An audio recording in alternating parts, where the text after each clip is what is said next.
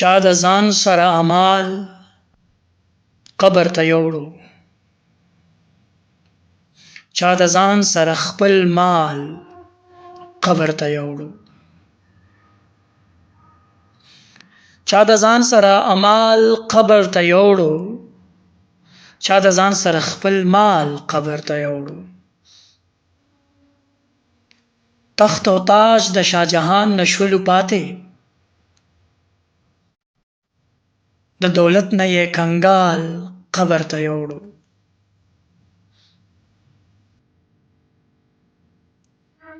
تخت او تاج د شاه جهان نه شولو پاتې د دولت نه یې کنګال قبر ته یوړو دا د ګل غوندې مخونه به پناه شي ای رحمانه